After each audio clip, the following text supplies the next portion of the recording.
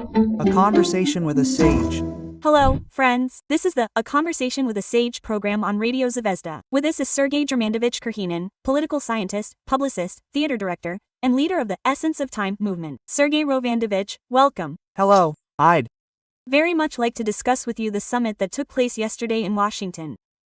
It happened on November 6th. The Central Asia USA Summit. As the news feeds reminded us, the format has been in existence for 10 years now.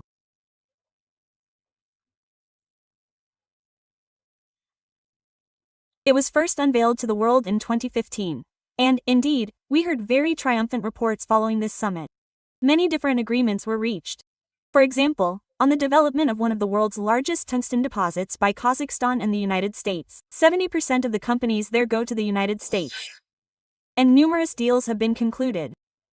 Kazakhstan will join the Abraham Accords. This concerns the normalization of Israel's relations with Israel in the Middle East. Uzbekistan will invest $135 billion in the United States. Then Uzbekistan and the United States signed a cooperation agreement on the production of rare earth elements, and so on and so forth. Trump generally said that the region is rich in resources, and naturally, it's necessary to establish relations with it. The president of Kazakhstan was particularly enthusiastic about what was happening, saying that Donald Trump, a great leader, was no less than a messenger sent to us from above.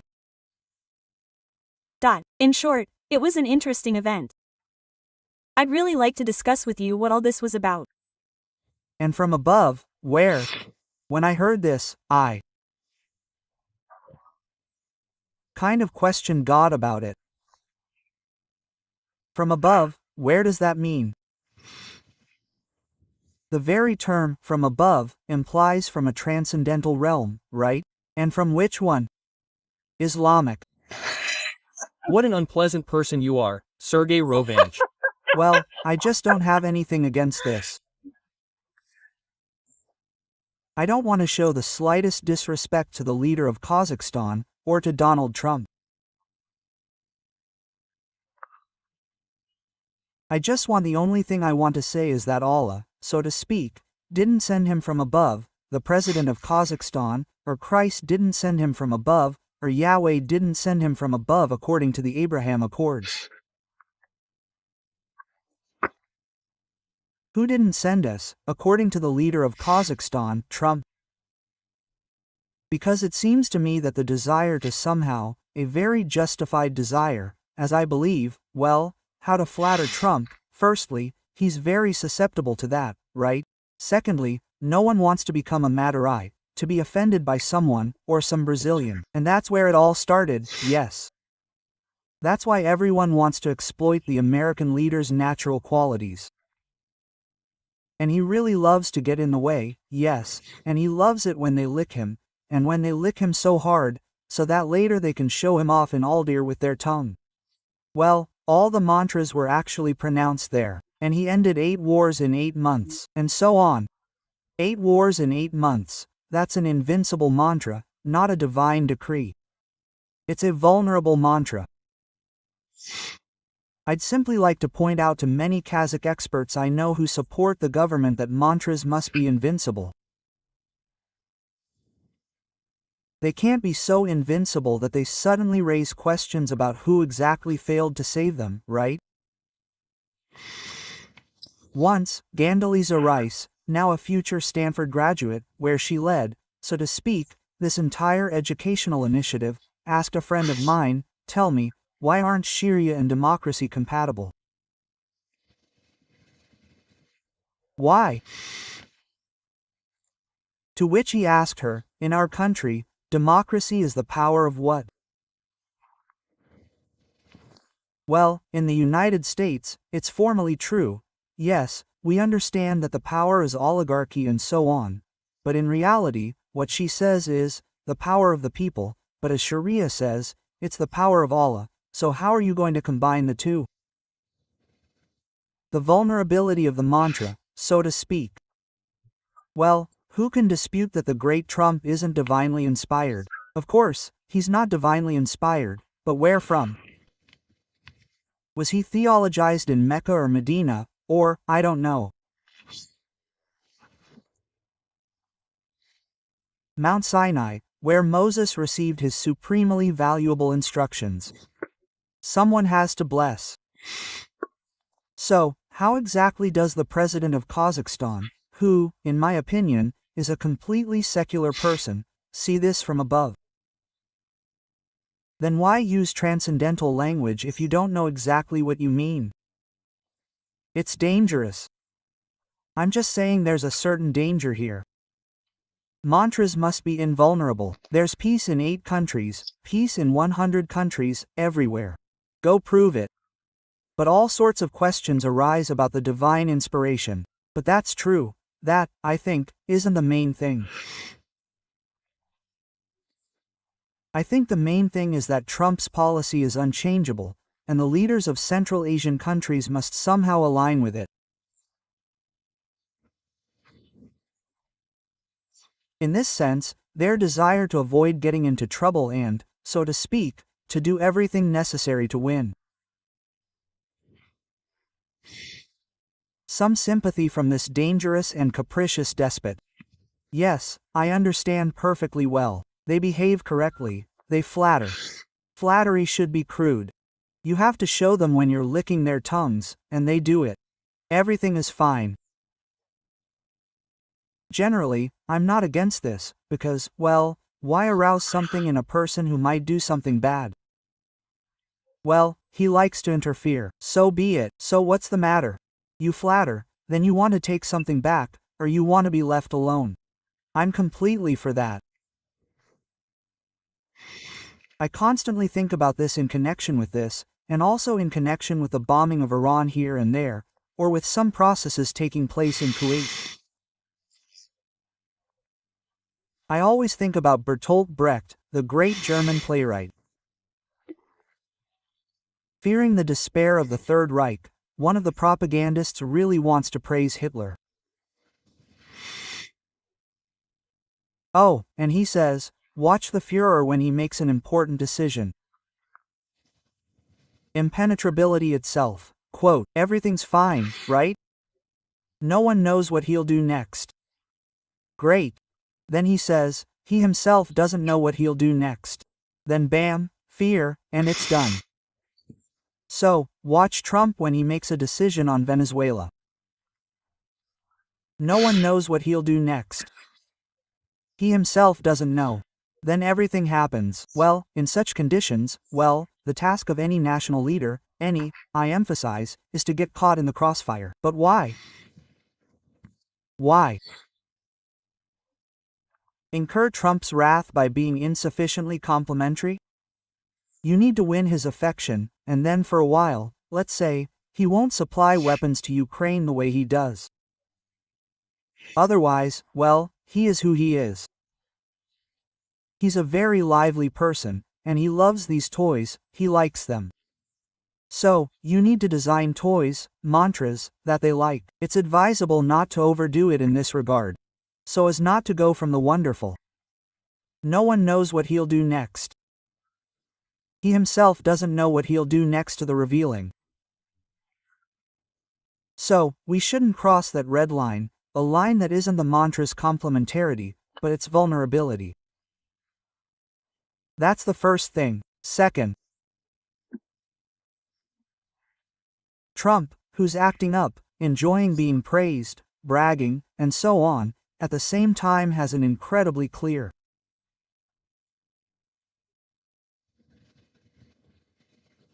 strategy. He's more clear in this strategy than anyone else, and this, too, must be understood. He won't compromise with any region of the world when it comes to his strategy. And his strategy consists of 2 points. First, rob the entire world for the benefit of the United States using the crudest means. Simply rob it. Second, reduce the United States spending on servicing everything related to its satellites. And thirdly, well, if we're talking about something fundamental and most difficult to achieve, we need to bring back the technological productive forces that the United States has scattered around the world to the United States. That's it.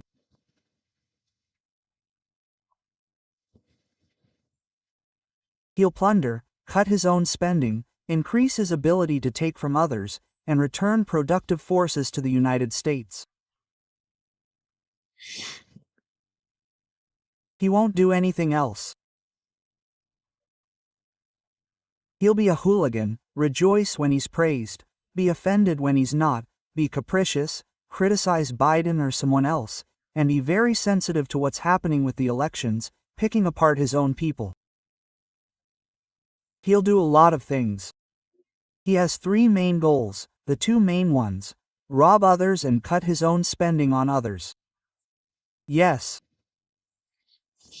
How did we once discuss the general topic of subject resource, right?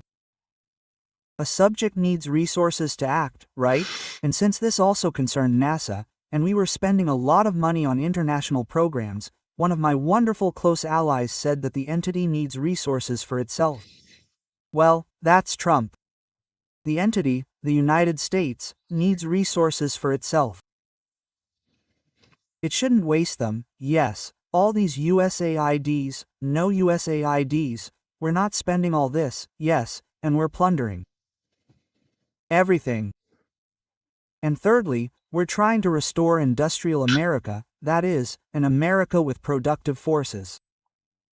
We're not transferring productive forces to where labor is cheaper and, consequently, where profits are higher, but bringing them back to ourselves, because otherwise, we'll be transferred. The main thesis regarding China is, we've been transferred, or, excuse me, Kissinger, right?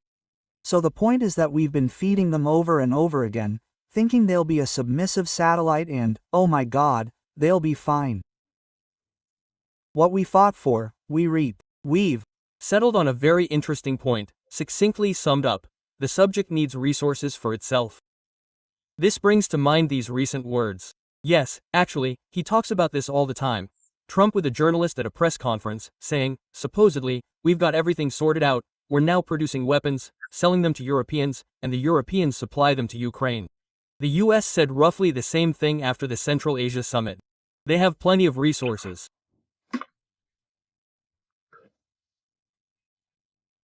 Anechka, the global trend of recent decades has been to shift production to cheaper labor, to China, and so on.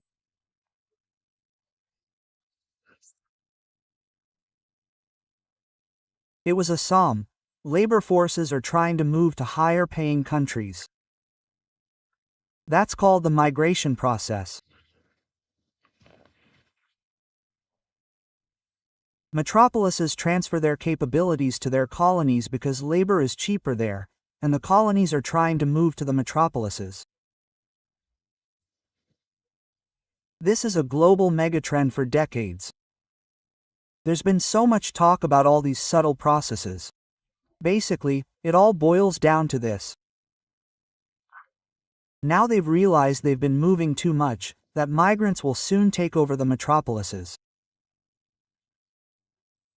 Yes, in the UK, the most popular child name is Muhammad. I'm not at all opposed to that name. I'm simply stating that, as for how we move things in China, you can pay some disciplined Chinese woman, who's very clean, tidy, and will work as much as you like. She'll still be controlled by the Chinese Communist Party. There, she'll get 10 times less than a capricious French woman, who'll have a union, or an American woman. We're moving things there, right? And they say, we'll move in with you. You're paying more. Well, that's it. Everything else is an attempt to add something to this. Well, the great Chinese tradition is that in order to end up in the next world, together, where you will be with your family and so on, you need to be buried in Chinese soil. Everyone who is not buried in it, and according to religious tradition, which I'm absolutely not saying that all Chinese people follow it, but many do. And this applies not only to China, this is all the Far East, yes. Well, that means, accordingly, you can move somewhere, but the land must be your own. Well, things of this kind seem to be happening all the time. And since the Communist Party of China and the entire Chinese subject vertical, it is very complex. There, I won't say whether it is the Red Dragon or someone else, but it is not only the communists, but everyone together, the army, the communists, the entire elite Chinese in general. This is what one prominent Chinese figure told me, because this is the dictate of the Celestial Empire. Yes, this is the dictate of the Celestial Empire. It is very centralized and strong, yes, and there is still the memory of the colonial past, then, accordingly. China will monitor how these fixed assets are transferred to it. It says, "Give us all the flags, guests will come to us, come here, but only under our leadership."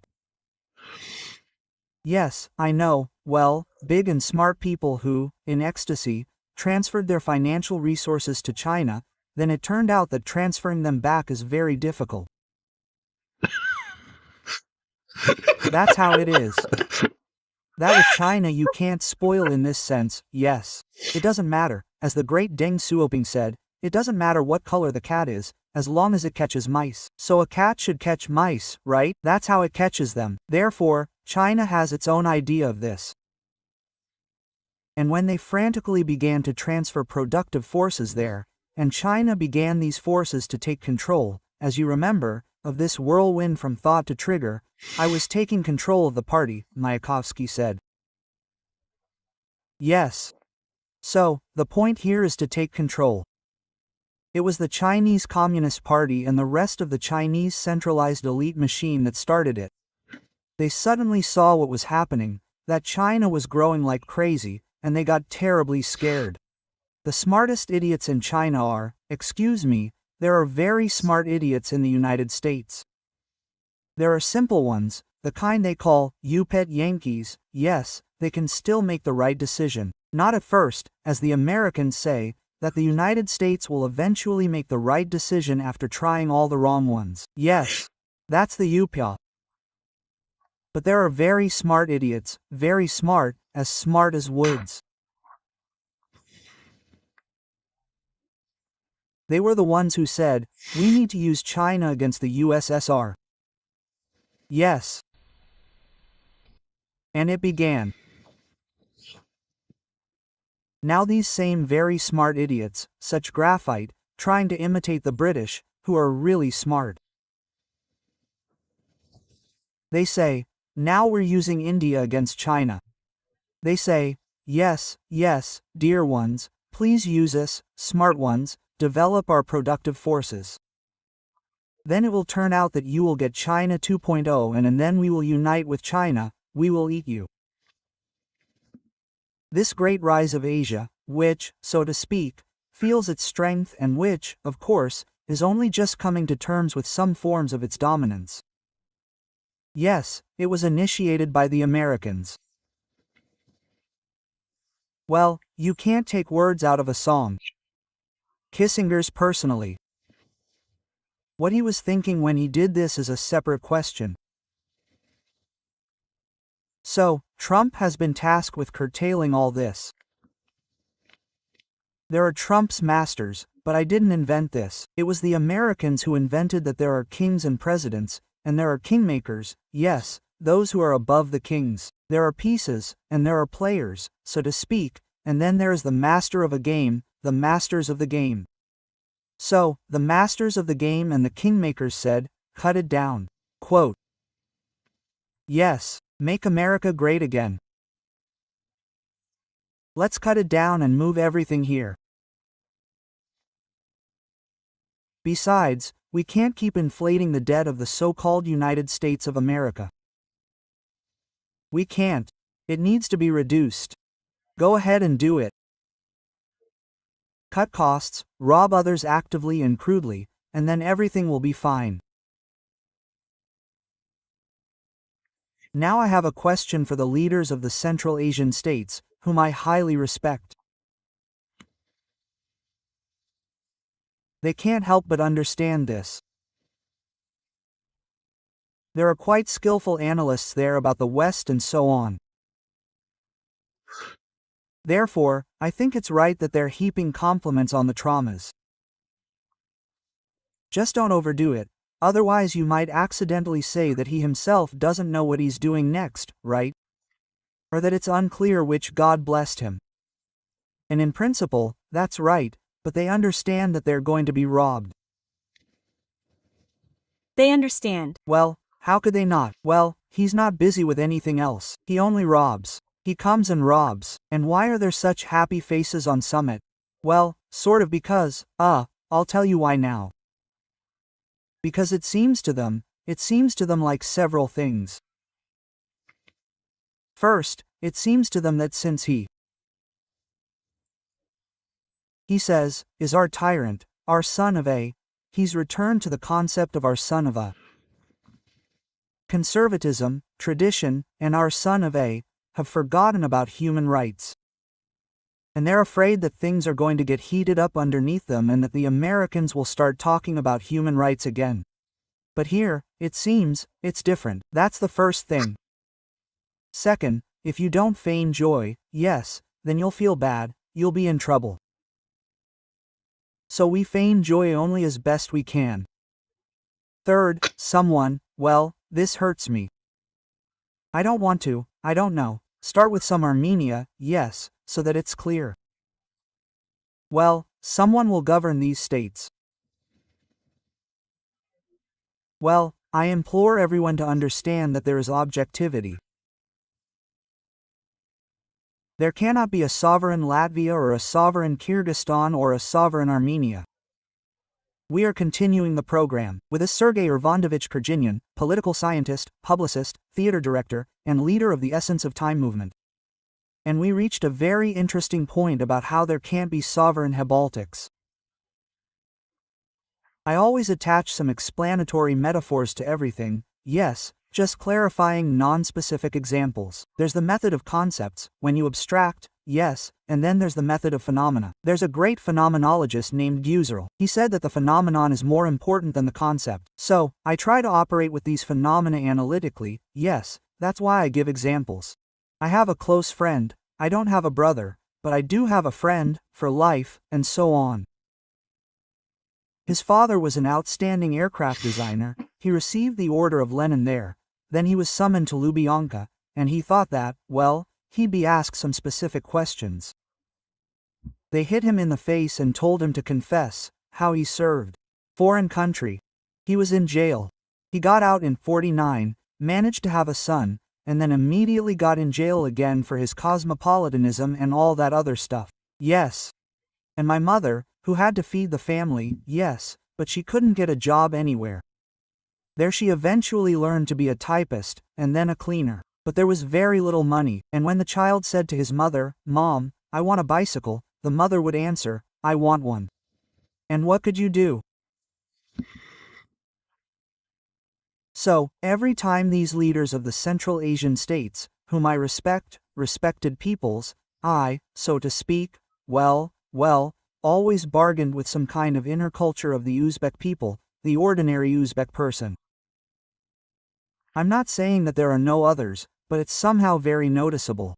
Yes, I spent some time in Tajikistan during the Civil War. Well, it's just that, well, to this day, my eyes, so to speak, warm up when I see these Tajiks and everything and so on, yes. And my mother, when she fled, when my grandfather was arrested, then shot in 37, she quickly fled to Moscow with my grandmother. And they abandoned the Spitz, the dog. And my mother was very worried. I always said that you can't have a dog when in Moscow, but I really wanted a dog. And when I moved my wife's mother, whom I loved very much, out of town due to illness, yes, I immediately got a dog. And it turned out to be a dog, it was a gift. It was such an alpha male alibi, a Central Asian cross. And I began to walk with him around the village, where there are a lot of people who, well, work in all sorts of facilities, at odd jobs in order to earn money and send it back to their Central Asian homeland. And it wasn't me, so to speak, that she particularly liked. Yes, once one saleswoman said to my mother, "Why, you buy these carrot cutlets, are they rotten?" She says, Is this how you advertise your product to everyone? No, he says, I liked you. That is, not you, but your fur hat. Yes. So, it wasn't me that the Central Asian workers liked, but my alibi. They respected him greatly, and he always struck up relationships, after which conversations would begin, in particular with a man who held an important position at the Tashkent aviation plant, which was completely demolished. Completely. You see, we are the occupiers. We are the occupiers, you see? We built all these factories, but we are the occupiers. And you built them? You Americans built them for you, or who are the Chinese? Everything there was razed to the ground. So, this nice, intelligent man with whom I was talking, the conversation started around the alibi, and then continued in the general situation. Higher education, very intelligent Russian speech. And then, when everything was already over, and it was summer, he says, well, now I'll rest there.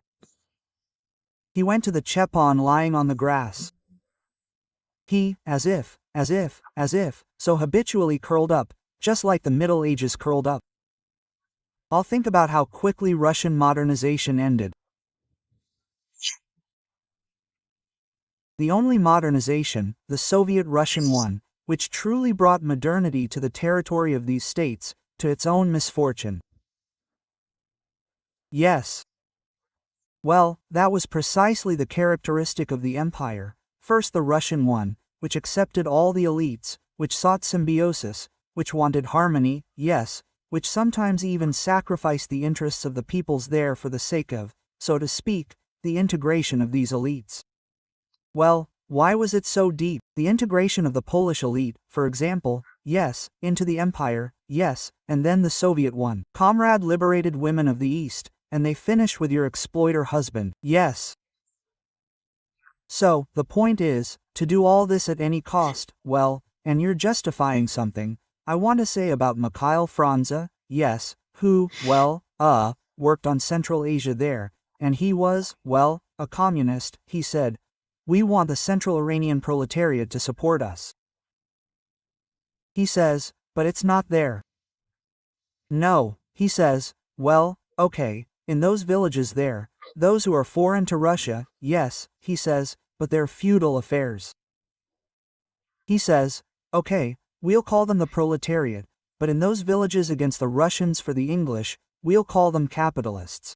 Quote, he says, no, not capitalists, they don't fly. Who cares that there is direct fire on the homes of capitalists? Quote.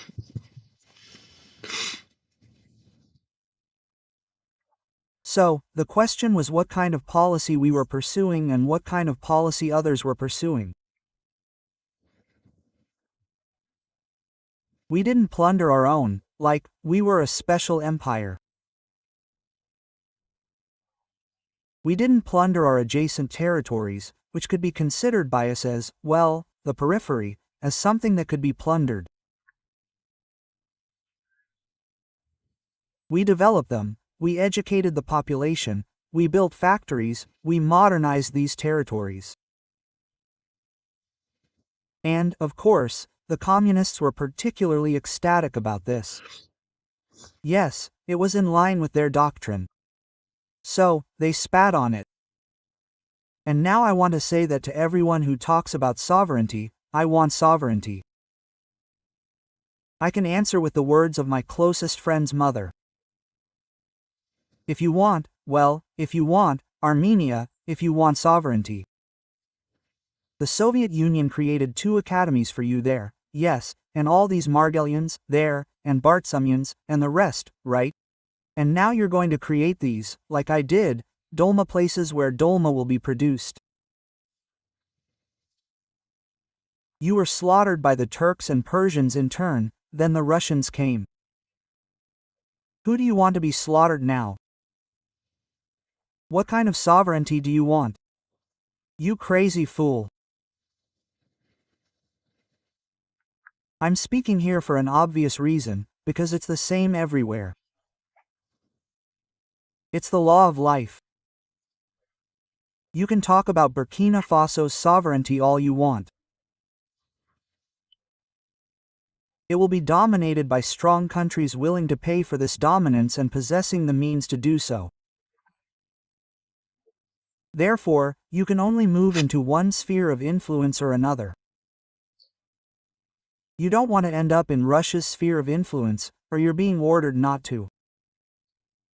Yes, you'll praise the Boshi, who even had some dalliance with the fascists there. Go ahead, you'll decolonize in that sense. Decolonize in the sense of destroying an aircraft factory. Well, that means you'll be colonized in a related sense. You can choose a different type of colonial dependence, Chinese, of course.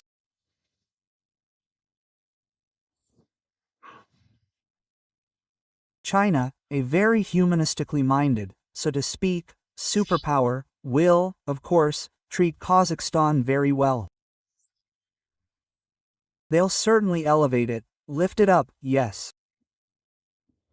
But I know that the cold eyes of true geopoliticians look at you and say, the territory is good, the resources are good, the people are good, why do we need them? But he's superfluous when we have our own. Right? And this is happening everywhere, naturally. I'm not saying anything about the People's Republic of China. Why do they need these Kazakhs? They have their own. They need territory, and they need resources. The same goes for everything. But that's not why they say, the boss is good, good, very good, wonderful, brilliant, God forbid. They understand that this is the boss. Now the boss won't give anything. The boss will rob.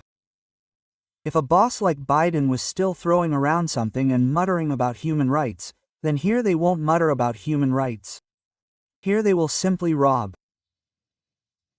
Excellent. Uzbekistan understands that they want to rob it of these 100-something billion over 10 years, and it won't give it up. It doesn't have it. But it swears it will give it up because it wants to be liked, because it understands that it doesn't need to be disliked.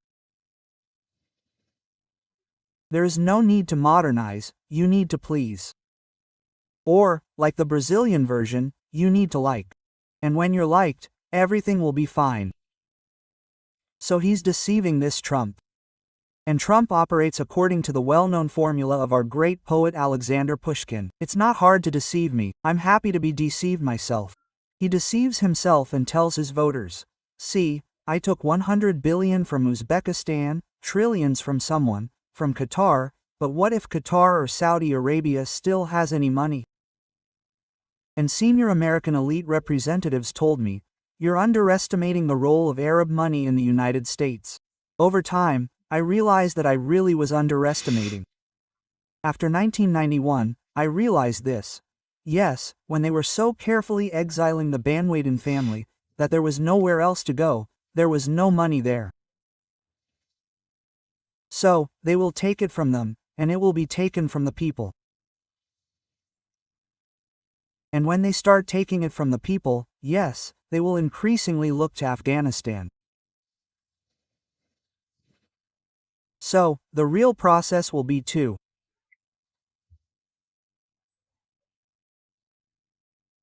Robberies of Central Asian states, surprisingly sovereign ones, a robbery, yes, and the rise of Islamic radicalism for the sake of this robbery.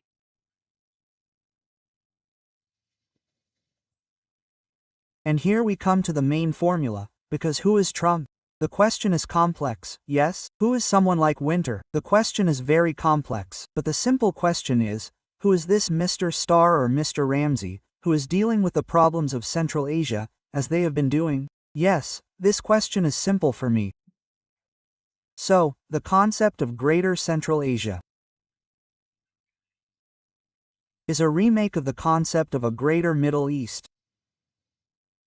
We know what the concept of a Greater Middle East led to. We know that it created Islamic radicalism. What will the concept of Greater Central Asia or Greater Central Asia, named after Starr Ramseyud and others, who are quite in tune with Trump, lead to? They will lead to the concept of the radical Islamization of Central Asia.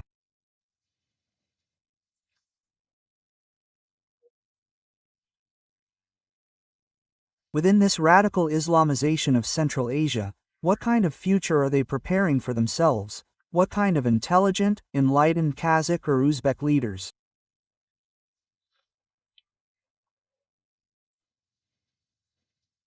Well, is it the same as Gaddafi or not? They think the Americans will like them personally so much that they will move their families to California. Maybe, yes, maybe they will move them, maybe not, or maybe they will forget along the way. They forgot furs. That's what happened in the cherry orchard. In the cherry orchard, they usually say, yes, so that's how it is, they forgot furs. Maybe they will forget furs, or maybe they will move them. But this will have nothing to do with the fate of the Uzbek elite, the Uzbek intelligentsia, or anything else. They will be looked at by different eyes of radical Islam. Please do not confuse this with the great religion of Islam, and this will be the second part of the process. And the third part of the process will be the direction of this radical Islamism towards China. So, a very logical doctrine. We arrive, we plunder. Impoverishment leads to the desired situations, yes. This is the situation of radical Islam, and radical Islam is directed towards China. This is now called Greater Central Asia or Central Asia. And we pay attention to who will dominate within the concept of Greater Central Asia, Greater Central Asia, Greater Central Asia. Who was included in this concept in addition to these states? Central Asia itself. Azerbaijan, then, was essentially leading Turkey, which means they're letting the goat into the garden.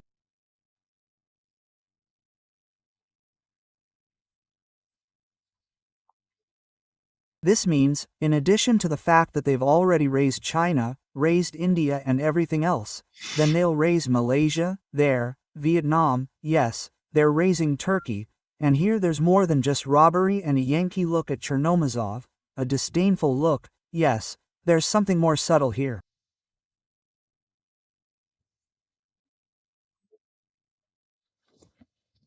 Greater Turan, the Great Turan, so, they're launching this. And when they launch this, what, actually, will happen to them?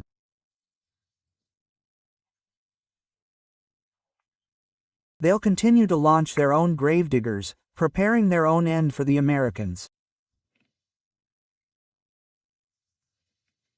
And America is very well fed. And then there's that dollar, yes, which they're printing. If all this is removed, she will move from first place to third, yes, fourth. And when she gets there, what will happen to the American people? They have already shown that black lives are valuable. Yes, the whole process has already begun. What kind of deep trap are they preparing for themselves with everything that is being done, and who is leading this process?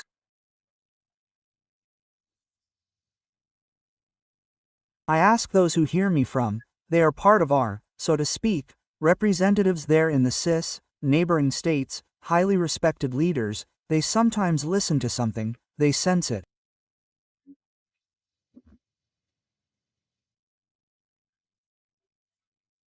When the grey wolves finally come to, I won't say fraternal Uzbekistan, but fraternal Tajikistan.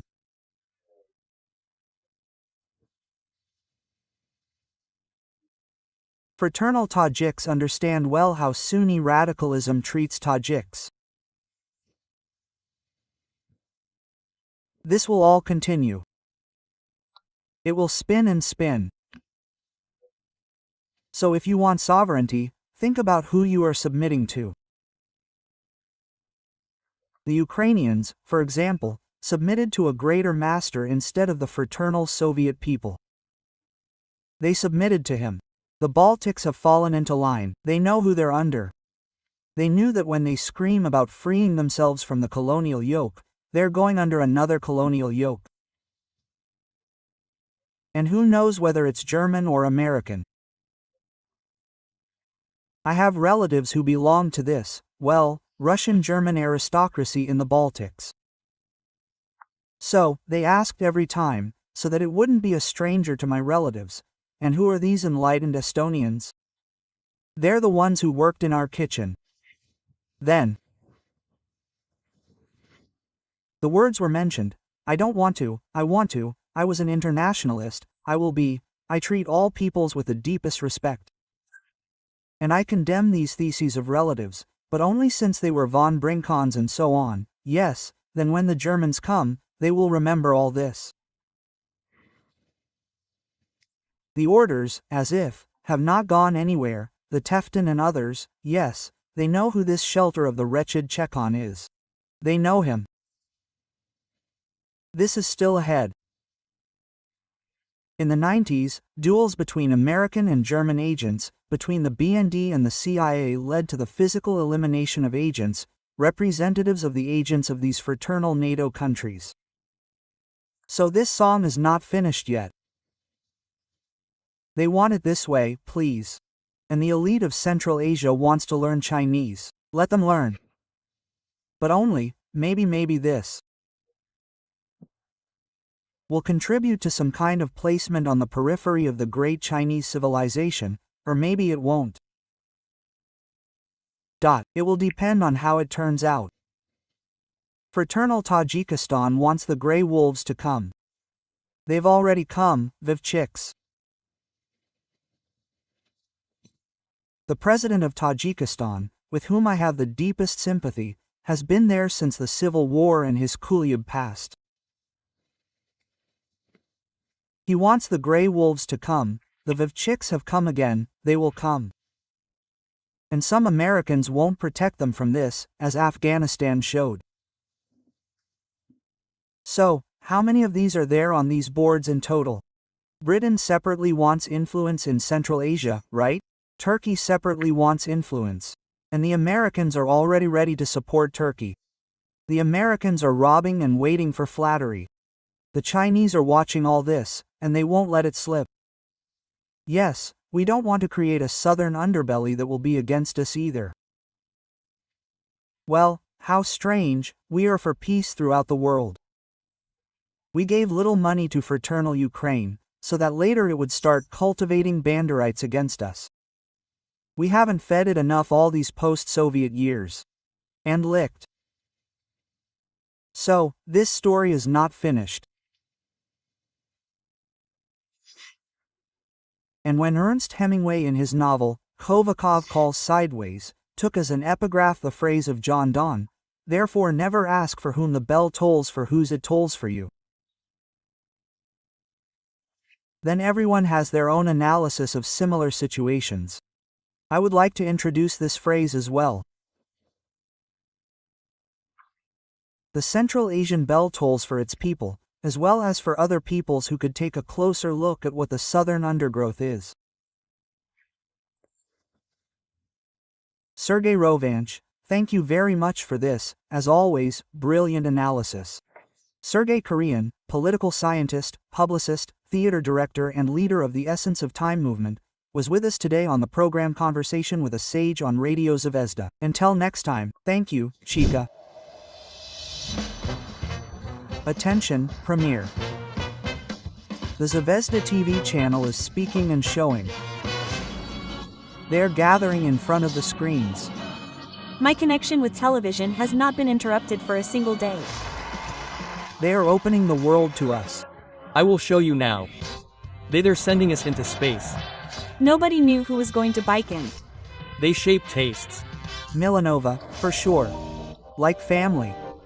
They come to every home, every family, every heart. And their memory is sacred. They light stars for us. Now it's time to light stars in their honor. Here comes the applause. Hit the mark. A new show program dedicated to the fates of outstanding figures in Russian television. We boarded a small plane, our engine caught fire, but Lyonia behaved like that. Guys, we still have some left. Well, he burned. Well, what a heartbreak. The heart stirs. Gallery of Stars. Watch soon on the Zvezda TV channel. Yeah,